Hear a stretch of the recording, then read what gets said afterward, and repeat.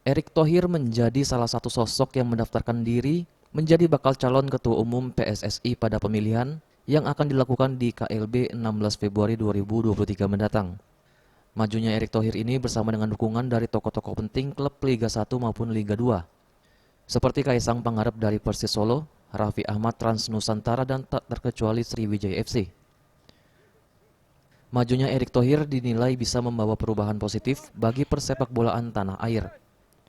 Selain itu, Henry Zainuddin juga menyampaikan dengan melihat rekam jejaknya di dunia kulit bundar, tidak perlu meragukan keseriusan dan kecintaannya kepada sepak bola Sriwijaya FC. Rakyat Indonesia besar di tanggal 16 dan Sriwijaya FC sudah memberikan suaranya jelas-jelas untuk perbaikan PSSI dengan memberikan dukungan kepada Erick Thohir dan Pak Zainuddin Amali.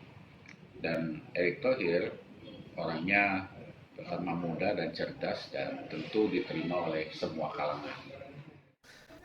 Selain memberikan dukungan kepada Erick Thohir untuk menjadi Ketua Umum PSSI,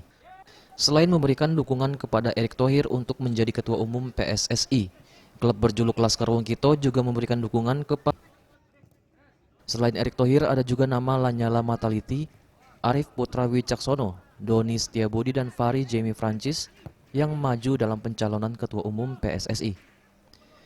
Eza PM, Sriwijaya TV.